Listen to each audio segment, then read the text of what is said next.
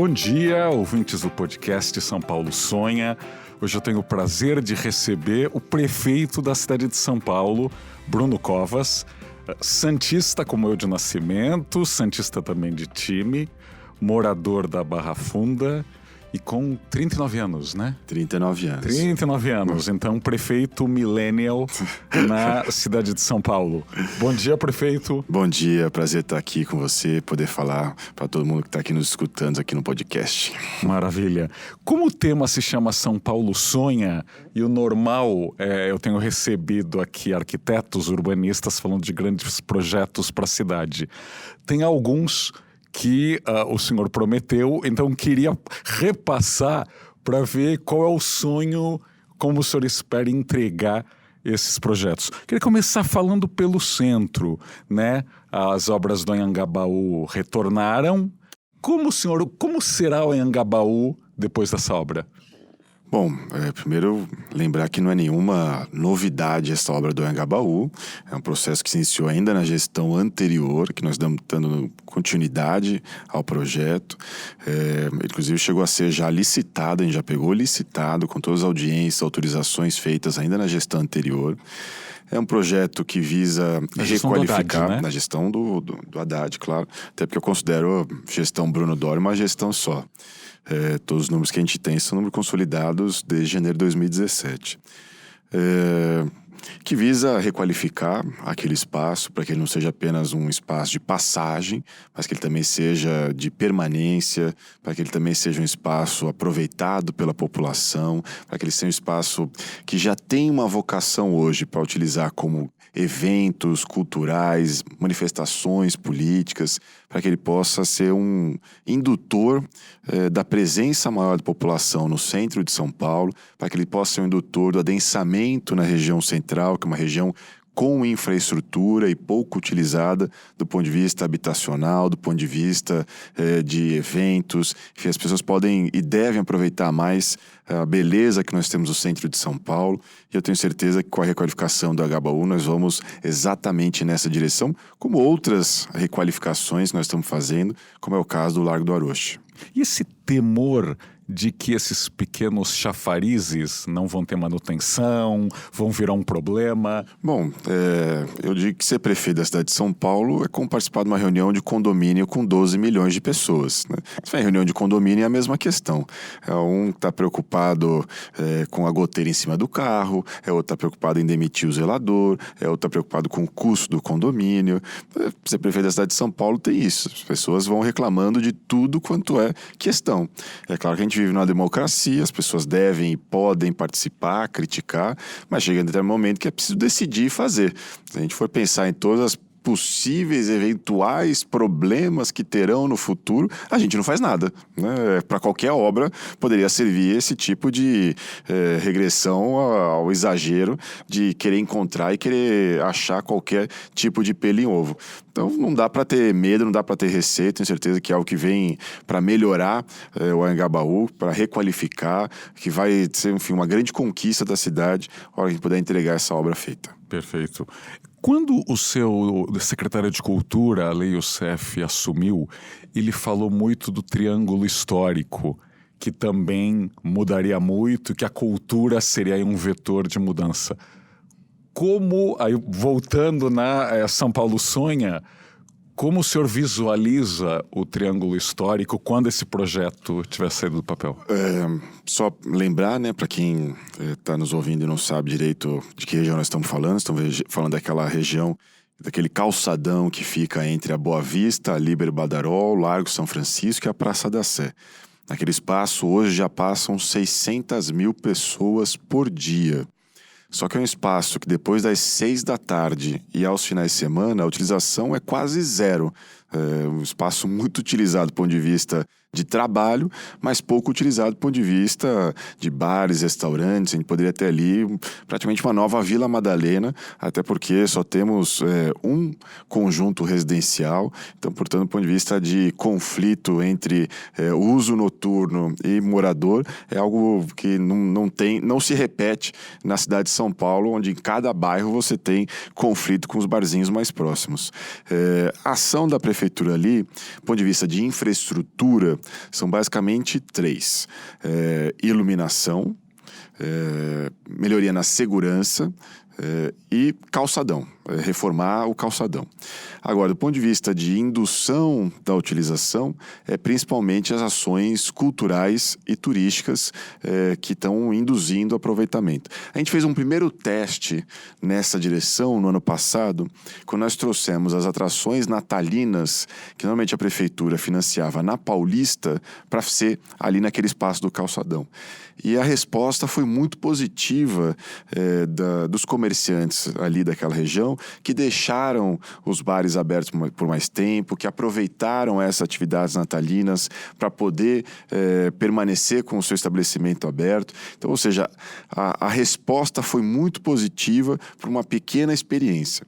Nesse último fim de semana, por exemplo, fizemos ali uma jornada do patrimônio, né? Colocando placa em todos os patrimônios históricos ali da região, o que representa aquele prédio, o que já foi feito do ponto de vista cultural, enfim, poder também informar as pessoas o que cada canto da cidade representa do ponto de vista da história, da cultura, do que a gente já teve naquele espaço. E estamos agora com um projeto já básico elaborado, buscando o projeto executivo para a requalificação do calçadão. A expectativa é deixar já para o ano que vem todo o calçadão refeito ali naquele espaço. Entendi. A questão de limpeza, iluminação e segurança, né? O que as pessoas costumam chamar de zeladoria, vai melhorar? Porque ainda é uma crítica muito grande a essa área específica. Vai. Agora em junho começaram os novos contratos de varrição da cidade. A gente via o problema de contratos emergenciais. Então é sempre mais difícil você exigir investimentos das empresas que não têm a garantia de quanto tempo que elas vão ficar trabalhando para a prefeitura. Então desde junho a gente já tem as novas empresas que vão ficar por 5 anos. Então elas estão agora investindo em novos equipamentos, mecanização, enfim, instrumentos para poder melhorar este tipo de serviço na cidade. As reclamações no 156 vêm caindo, o que mostra que de alguma forma o serviço vem melhorando. Ainda não chegou no nível que nós gostaríamos. É claro que você ter uma grande população em situação de rua é o que acaba dificultando esse tipo de trabalho.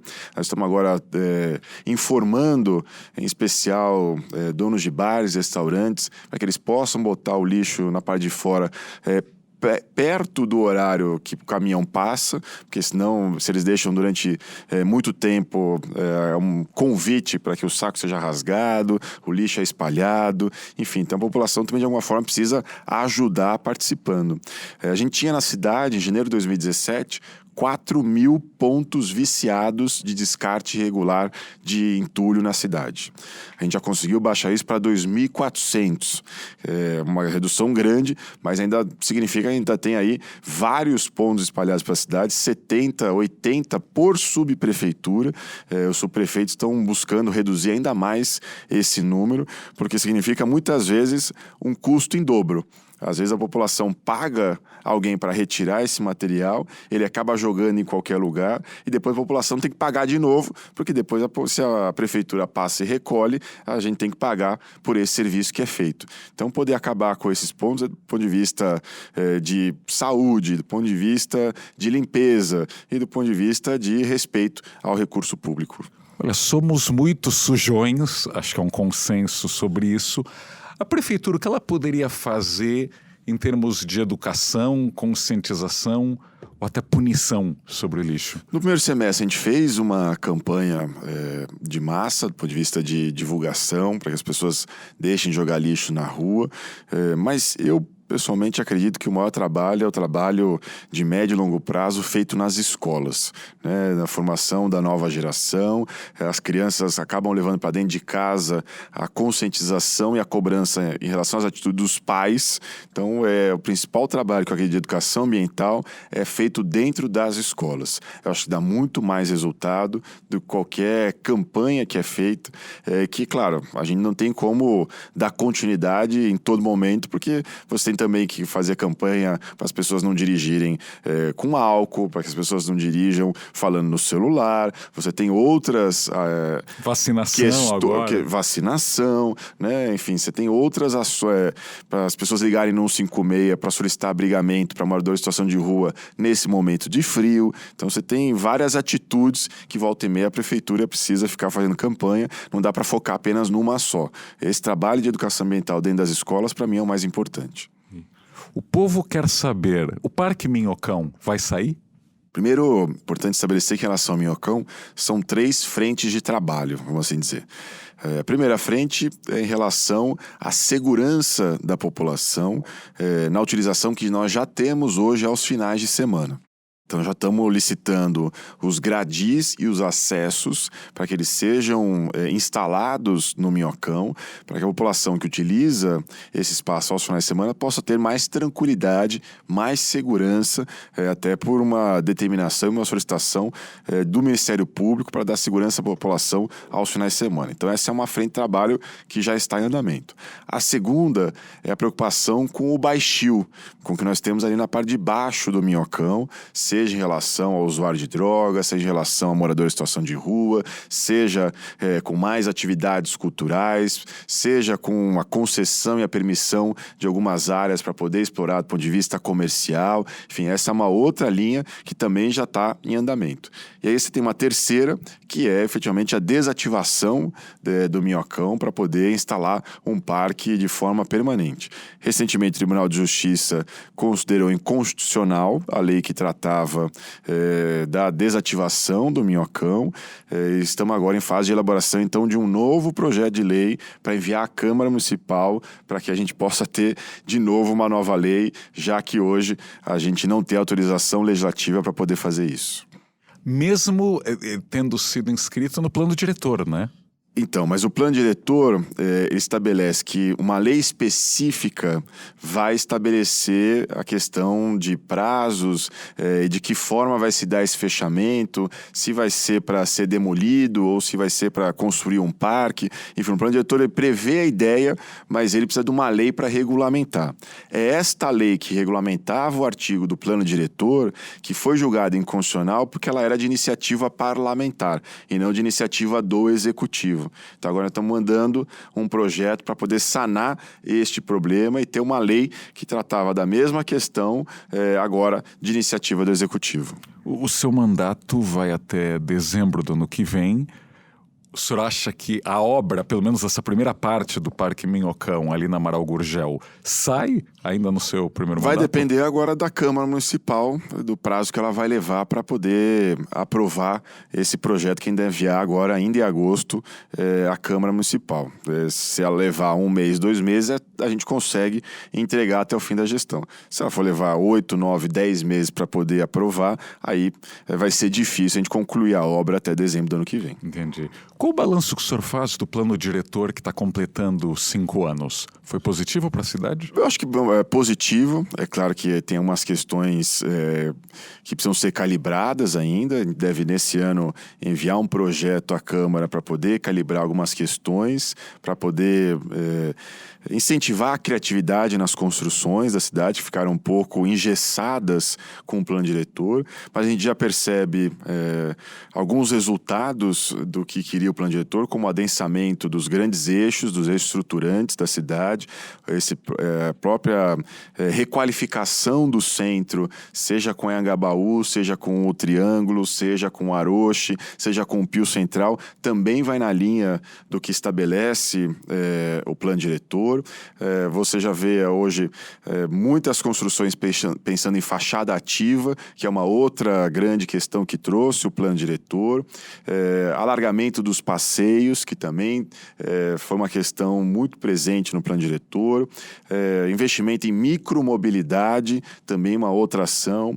Vários planos, como o plano de segurança hídrica, o plano de saneamento básico da cidade, que já estão saindo do papel, já estão em fase de aprovação pela Câmara ou já de implementação pelo Executivo. Então, acho que o plano diretor tem surtido efeito, sim, o que a Prefeitura não abre mão, claro, de poder discutir essa calibragem para poder aperfeiçoar ainda mais o plano diretor. Por exemplo, o senhor podia dar alguns exemplos dessa calibragem? Que mudanças seriam necessárias? Estamos agora na fase final de discussão.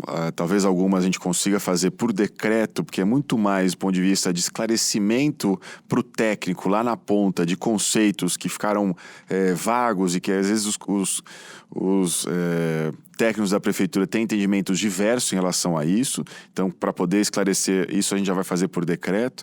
Mas tem alguns pontos em relação à metragem, quanto que pode utilizar, vaga de garagem, enfim, que acabaram engessando muito as construções aqui da cidade e para poder dar mais flexibilidade, porque não adianta você ter construções todas iguais, né? Você tem um limite em relação a isso, é preciso diversificar para que a gente possa atender a toda a demanda de compras aqui da cidade de São Paulo.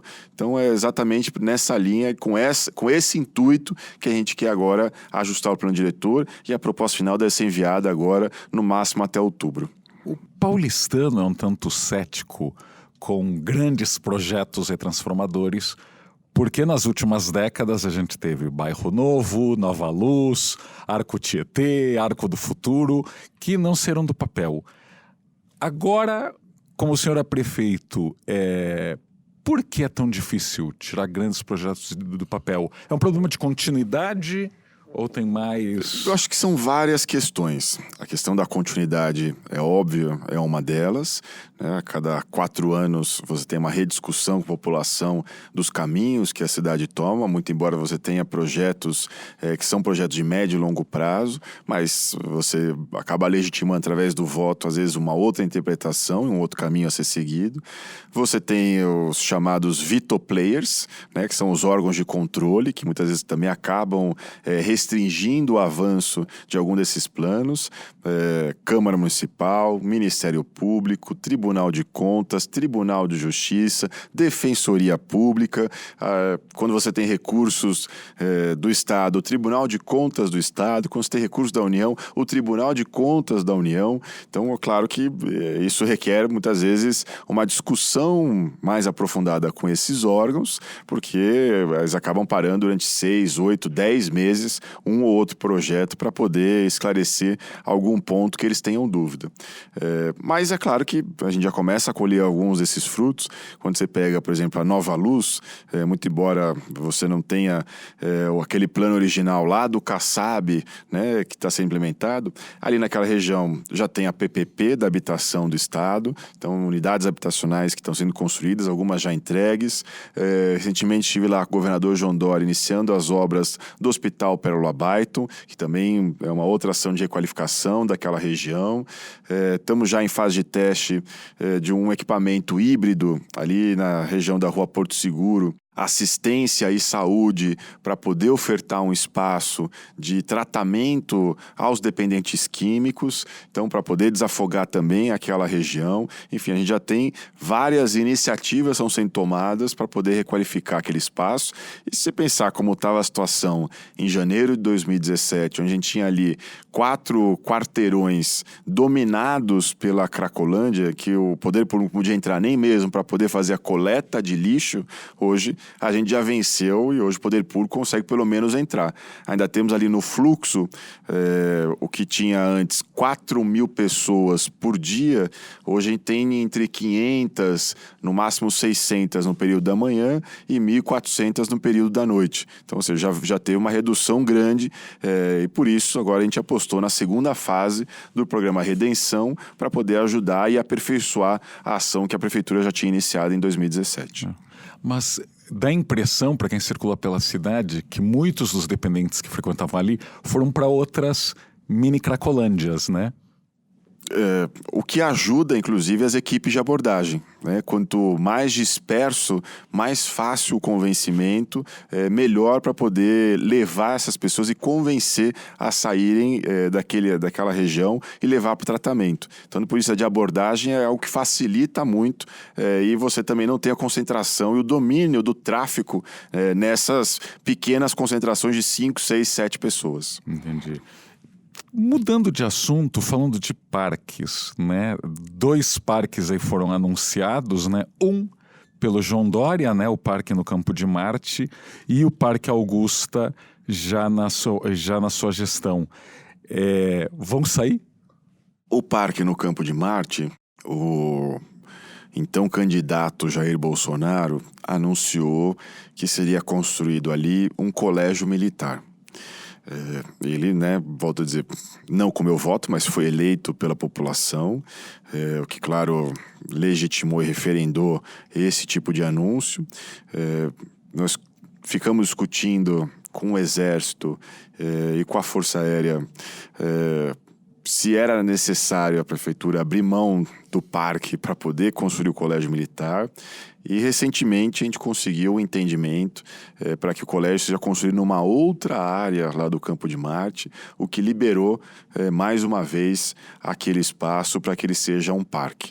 Então o projeto foi retomado praticamente só esta semana com essa decisão do Exército de não construir mais o colégio militar na área reservada por parque, mas numa outra área ali do Campo de Marte, que não era previsto inicialmente, mas que nós conseguimos convencer para poder compatibilizar os 2 usos daquela área, ter tanto o colégio quanto o parque. A ideia original era fazer uma concessão em que quem construísse o parque deveria também construir um museu aeroespacial. Esse projeto não ficou de pé. Então, os custos eram muito altos em relação às possíveis receitas que o concessionário teria.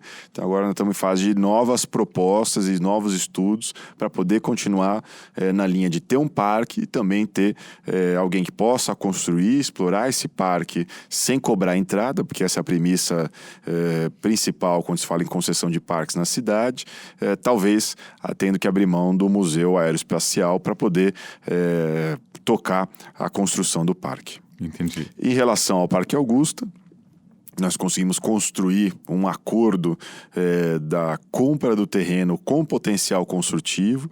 Então, houve uma primeira discussão inicial de tentar trocar terrenos com a construtora, só que essa ideia acabou esbarrando na dificuldade de implementação, porque para poder fazer a troca, você tem o perito da empresa, que iria avaliar tanto o terreno da empresa quanto o terreno da prefeitura. O perito da prefeitura, que iria avaliar os 2 terrenos. O perito do Ministério Público, que iria avaliar os 2 terrenos. O perito do judiciário, que iria avaliar os 2 terrenos. Nós falamos de 8 avaliações para poder conseguir chegar num acordo em relação ao valor de quanto que sobraria de recurso, seja a favor da prefeitura, seja a favor da construtora. Nós acabamos achando uma outra saída, que é a compra com potencial construtivo. E por que daí não precisa de perícia? Porque a legislação municipal já estabelece, a partir do zoneamento, qual é o critério, através de uma fórmula matemática, de quanto que vale em potencial construtivo cada metro quadrado da cidade. Então, bastou aplicar as regras da legislação municipal e a gente conseguiu calcular quanto de potencial construtivo valia aquele terreno, né? Não houve nenhum critério subjetivo em relação a quanto vale ou deixava de valer aquele espaço. Inclusive, colocamos no acordo que a empresa, além de ganhar o potencial construtivo, também é responsável pela construção do parque e pela manutenção dele nos 2 primeiros anos. Então, a empresa já está na fase de construção do parque e ela vai manter esse espaço pelos próximos 2 anos depois que for inaugurado. A expectativa é que no primeiro semestre do ano que vem a gente já tenha não ele completamente construído, mas já aberto à população que já vai poder utilizar os primeiros espaços desse parque. Primeiro semestre já. Essa é a expectativa, estamos correndo com isso. Olha, jornalista tem que ser sempre cético. Não, eu também sou, fica tranquilo. Mas imagina a frustração, porque assim, dá a impressão que tudo é lento demais. Pois é, porque você às vezes no meio acaba encontrando uma área contaminada, e aí preciso descontaminar. Para descontaminar uma área, você precisa contratar o projeto básico, contratar o projeto executivo, contratar a empresa que faz a descontaminação, depois ter o laudo da descontaminação. Então você enfrenta algumas questões que não eram inicialmente previstas e que acabam mexendo muito com o cronograma. As próprias aprovações e alvarás às vezes dependem de órgãos que não são órgãos da prefeitura ou do governo do estado.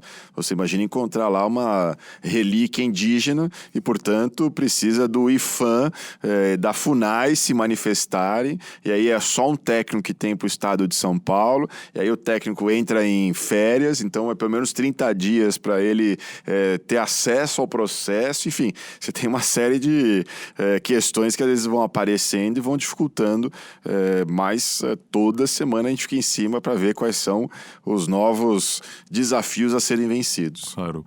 Dá para acelerar esses processos? A prefeitura já está num caminho de tentar destravar? A gente vai destravando tudo que aparece. Às vezes, algum deputado que ajuda lá em algum órgão em Brasília, buscando, tentando correr, tirando de gaveta que vai parar o processo. Às vezes é uma ligação para poder cobrar e mostrar que esse é um projeto de interesse do poder público. Enfim, a gente está a todo momento botando toda a equipe para poder destravar essas questões que vão aparecendo, que se deixar, vai ficando, sempre vai encontrando algum ponto de curva de rio para poder parar. Ou seja, fazer política é muito importante, né? É importantíssimo. Ter articulação política é importantíssimo para poder destravar esses processos, ter credibilidade, né? Também é importante para poder destravar esses processos, porque tem muitas obras que, dependendo de quem começa, as pessoas ficam com mais pé atrás e criam mais óbices, porque sabe que alguma coisa deve ter por ali. Claro. Anhembi, Interlagos e Pacaembu. Vamos sair? O AMB, depois da gente fazer 6 avaliações sobre aquele espaço e escolher a de maior valor, que era 1 bilhão e 7 milhões de reais, e colocar o edital na rua em relação a esse valor, o Tribunal de Contas suspendeu a venda e solicitou que a gente ampliasse esse valor para 1 bilhão e 400 milhões de reais, 40% acima da maior avaliação que havia sido feita. A gente resolveu acatar a solicitação do Tribunal de Contas. Vai que aparecia alguém querendo dar mais 400 milhões pela área, seria um ganho para a cidade mesmo. Deu deserto, nenhum interessado apareceu. Nós estamos agora, então, solicitando ao tribunal que reconsidere essa decisão, já que não houve nenhum interessado nesse valor, e que a gente possa fazer a venda pelo preço estabelecido pela maior avaliação. Se o tribunal não autorizar, nós vamos ter que repensar de que forma nós podemos avançar na desestatização do AMB. Até porque uma das questões que o Tribunal de Contas colocou para majorar o valor da avaliação é quem deveria levar em consideração uma possível desativação futura do campo de Marte, o que aumentaria o valor daquele terreno. Só que isso é o risco do negócio. É como eu vender para você um apartamento e depois de 3 anos eu querer mais dinheiro porque agora tem uma linha de metrô próxima do apartamento e valorou aquele espaço, só que esse é o risco do negócio. Não tem como você colocar todas as variáveis futuras numa compra e venda, que é uma relação privada. Em relação ao Pacaembu, o concessionário está no prazo que o edital estabeleceu para poder levantar o recurso para poder pagar a outorga e assinar o contrato. Então, estamos aguardando ele agora se manifestar, depositar o recurso para poder assinar. A gente já tem a empresa vencedora. O ágio é um ágio de 200% em relação ao preço inicial. O preço da outorga era de 37 milhões e a maior valor apresentado foi de 111 11 milhões de reais. Ali no Pacaembu, quando a gente soma o quanto vai ser a outorga fixa, a outorga variável, o investimento que vai ser feito naquele espaço, o quanto a prefeitura vai deixar de gastar com a manutenção daquele espaço e quando nós vamos poder cobrar de ISS pelos próximos 30 anos, a gente chega a um montante de 650 milhões de reais de ganho para a cidade com a desestatização do Pacaembu. Interlagos, a ideia original era vender Interlagos. Só que com a decisão de manter a pista, nós optamos pela concessão. Não tem sentido você vender, alienar um espaço, se você não dá o direito ao comprador de fazer o que bem entender com aquele espaço. Então, com a decisão de manter a pista, nós mudamos o foco para uma concessão. Então, tem muito mais sentido você conceder, já que daí a obrigação dele é explorar e cuidar bem daquele espaço, e não ser o dono da propriedade. A Câmara já aprovou essa troca, já estamos em fase de consulta pública para que a gente possa soltar o edital da concessão nesse segundo semestre de 2019 e assinar o contrato da concessão no primeiro semestre de 2020. Perfeito. Se a promessa do governador João Dória acontecer, né, do Rio Pinheiros ficar limpo aí até 2022, aquelas áreas aí lindantes podem ser muito transformadas. Como a prefeitura está vendo e o que cabe à prefeitura começar a planejar, produzir, se o rio for de fato despoluído? Bom, primeiro só registrar que a prefeitura está ajudando nesse processo, em especial na ação de limpeza de córregos que acabam desaguando no Rio Pinheiros. Então a despoluição desses córregos facilita esse trabalho que o governo do estado está fazendo dentro do Rio Pinheiros, porque você deixa de continuar a jogar esgoto no rio através da limpeza desses córregos. A prefeitura está avançando na discussão dos pios daquela região. Agora, se puder explicar o que é o pio. O pio é o ouvinte do podcast não sabe. É verdade. A gente acaba falando das siglas e acaba assumindo essas siglas como se for... por aí vai. O pio é um programa de intervenção urbana, basicamente um projeto pelo qual você cria regras de ocupação daquele espaço específicas e muitas vezes fora da lei de zoneamento e da legislação municipal. Então, se a lei estabelece tamanho de gabarito, utilização, quantas vezes você pode construir naquele terreno, enfim, a legislação estabelece regras para a cidade como um todo. Um PIO estabelece uma regra específica a partir normalmente de compra e venda de potencial construtivo. Então, você pode construir além do previsto no resto da cidade, desde que você pague para a prefeitura, e a prefeitura, com esse dinheiro, é obrigada a fazer uma obra já estabelecida na lei, que normalmente é alargamento das avenidas, programas de requalificação daqueles espaços. É muito parecido com o que está sendo feito lá na Água Espraiada, o que já foi feito na Faria Lima, enfim, algumas áreas que você já tem esse tipo de intervenção urbanística, e é isso que a prefeitura está fazendo, já elaborando esses projetos para poder incentivar o crescimento daquela região, a requalificação daquela região e também evitar processos de gentrificação, né, de expulsão das camadas mais próximas, a partir do momento que você estabelece zonas especiais de interesse social para a construção de unidades habitacionais. Então, a gente também, de alguma forma, cria algumas regras, algumas garantias de que, com esse processo de requalificação, você não vai ter um processo de expulsão das pessoas para a periferia de São Paulo. Isso é um tema polêmico na cidade, aliás, ao longo da história, né? Desde o edifício Nações Unidas na Paulista, quando foi criado, que os moradores dos casarões, palacetes, detestavam a ideia, né, de ter um prédio de apartamentos de 1 e 2 quartos por ali, até hoje em dia na Vila Leopoldina, né, onde há um movimento bastante vocal. A Vejinha já fez reportagem sobre dos moradores que não querem prédios de habitação popular por ali. Como prefeito, como o senhor comunica que, olha, tem que ter rendas diferentes morando de forma próxima? Bom, eu não consigo nem entender como é que as pessoas têm coragem de explicitar um pensamento de que não pode ter gente pobre perto dela.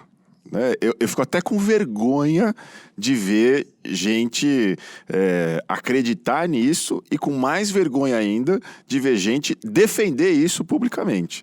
A cidade é para todas. O principal desafio e a principal obra que um governo precisa ter é redução de desigualdade social, é dar oportunidade para todo mundo. Não tem sentido que só a população mais abastada, possa conviver próximo da onde trabalha. Ter que apostar de que não, só quem é rico pode morar perto do local do trabalho e quem é pobre que vá morar lá na periferia, não dá, é algo inaceitável.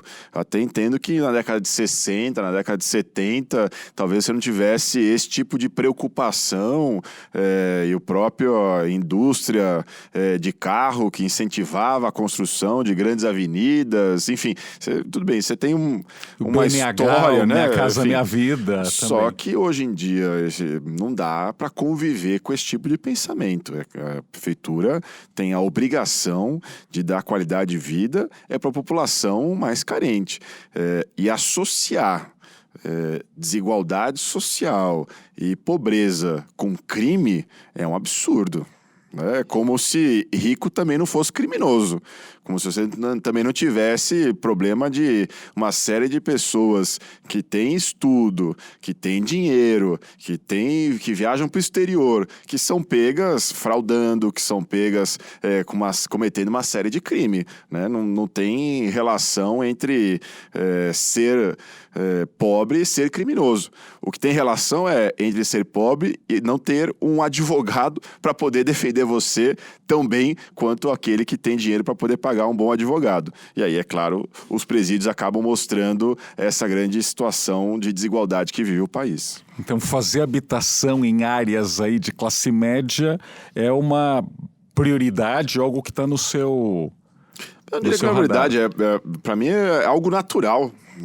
A cidade é para todo mundo e você precisa garantir que não haja processo de expulsão das pessoas e você garanta um mínimo. É claro que também não vamos sair, não é um mundo socialista onde nós vamos estabelecer o mesmo padrão de vida para todo mundo, mas garantir que você tenha alguns conjuntos habitacionais, você tem algumas construções nesses espaços para poder dividir um pouco das oportunidades da cidade, isso a prefeitura vai fazer sim. Claro. O senhor mora na Barra Funda, que é uma área que tem aí mistura de classes sociais, mas que durante muito tempo as pessoas diziam que viraria o Sorro paulistano, um lugar charmoso de entretenimento, caminhável. Isso ainda não transformou. Aí, como morador, o que falta lá? Bom, claro que como morador a gente sempre deseja mais oportunidades de lazer, a gente sempre deseja mais oportunidades de convivência. Eu suspeito, adoro morar ali perto, frequento a padaria próxima, pego o terminal Barra Funda, às vezes para ir trabalhar, para poder ir de metrô até a prefeitura de São Paulo. Então eu aproveito e convivo ali aonde eu moro. É claro que você dá mais segurança, dá mais oportunidades de ocupação, acaba ajudando muito nesse processo. Não é um perrengue de metrô para a prefeitura? Não, muito pelo contrário. Às vezes é muito mais rápido do que ir de carro. Os munícipes tratam o senhor bem no vagão? Tratam. Não, nunca tive nenhum problema, não só no metrô, como em qualquer canto da cidade de São Paulo. Claro que eventualmente você tem uma crítica, eventualmente você tem... mas também não é restrito ao metrô. Às vezes não é num restaurante, às vezes é no shopping, às vezes é em qualquer outro lugar também. Claro. Estamos já na reta final do podcast. Queria perguntar, o senhor é otimista com São Paulo? Eu sou, com São Paulo e com o Brasil. Eu acho que uma prova disso é que se você comparar hoje a cidade de São Paulo e o Brasil com o que era 30, 40 anos atrás, a gente já evoluiu bastante. Seja do ponto de vista de civilidade das pessoas, seja do ponto de vista de qualidade de vida, de preocupações que não existiam no passado. A gente acabou de falar da questão da gentrificação. A gente pode trazer, por exemplo, a preocupação ambiental, que não havia no passado. Por 40 anos atrás não se falava em controle dos automóveis para melhorar a qualidade do ar, não se falava falava em restringir as indústrias, porque não adianta você só criar emprego, você precisa também saber qual é o destino dos resíduos daquela indústria, qual é a pegada de carbono, qual é a pegada hídrica, enfim, você tem outras variáveis no processo de decisão, no processo de aprovação, que você não tinha no passado e que acabam dando mais qualidade de vida às pessoas. Então, se você comparar o que é o Brasil hoje com o que era o Brasil de 40 anos atrás, a qualidade de vida melhorou bastante. E última pergunta, como o senhor gostaria de ser lembrado como prefeito? A marca da sua gestão? Investimento na área social. É por isso que nós fomos até Washington assinar com o BID um empréstimo de 100 milhões de dólares para investir na área da saúde. Se tudo der certo, nós vamos entregar 25 mil unidades habitacionais nesses 4 anos, o que é um recorde de construção de unidade habitacional nos governos municipais que nos antecederam. Enfim, vamos terminar todas as obras de céu que nós encontramos pela metade. Vamos entregar 85 mil vagas em creche, que também é um recorde na cidade de São Paulo. Enfim, é esse investimento na área social que para mim é o mais importante. Muito obrigado, prefeito, e vamos sonhar então juntos. Até o próximo podcast. Até.